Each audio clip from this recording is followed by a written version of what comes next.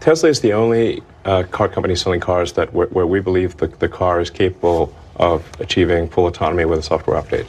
So the value of a fully autonomous car is, we think, perhaps 5 times more valuable than a non-autonomous car. Why? Well, the utility of a car, typically a passenger car, is going to be maybe 10 hours a week, maybe 12. If you say like somebody's going to drive an hour and a half a day on average, so maybe an hour commute per day and then an occasional long trip, but figure it's like 10, 12 hours a week is typical for a passenger vehicle. And then you also have a lot of costs associated with parking. You need a garage, or you've got to buy a parking space, or you've got to get a parking ticket at the mall. There's a lot of costs associated with cars. And now, if you've got a car that's autonomous, that can go around and essentially be like an autonomous Uber, the utility, I think, is going to be, well, it's going to be much higher. Perhaps, and this, again, this is so much speculative. I understand. We're talking about robo-taxis here, or at least what people have called, or you have called like an autonomous Uber is the way to think about it. So perhaps the utility then would be on the order of 50 hours a week. This is just a guess. Say there's 168 hours in a week, and probably, as a rough guess, an autonomous car will be able to be active instead of for 10 hours a week, probably in our view for about 50.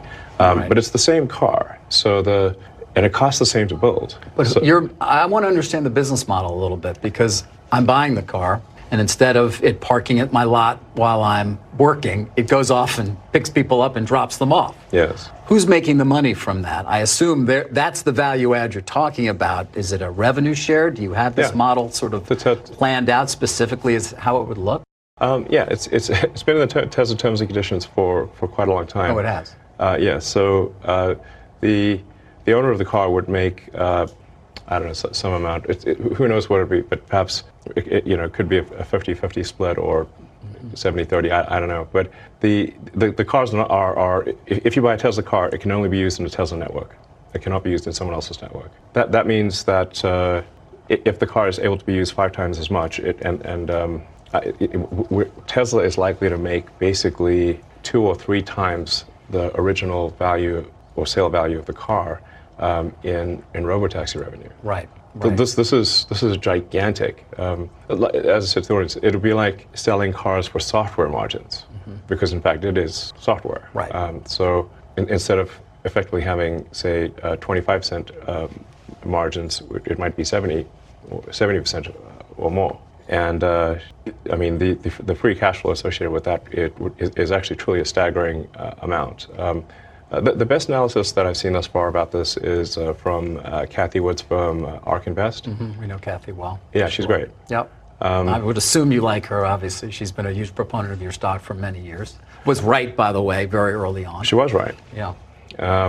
I thought she was being optimistic, but she turned out to be, in fact, almost spot on. Yeah. And I am familiar somewhat with her analysis. What a lot of investors come back to, or everybody, is your promises of full autonomy. And you seem to be saying, again, you said it before, you know that. Yes, no, I mean... You said it in 19, I think about 20, and I've certainly been, I guess I have somewhat of a pathological optimism. Well, it works, by the way, because you don't end up with this unless you're optimistic. But yeah, exactly. I mean, who would try to do this and rockets if they weren't pathologically optimistic? No, you'd have to be. Yeah, so there's a double-edged sword, I guess. But do you ever say to yourself, "All right, I'm getting a little ahead of myself here"? I mean, when you said again, we're going to have full autonomy. No, I didn't say we will. I said I think. You think? In my opinion, we probably will. Okay. Right. There's a number of qualifiers there.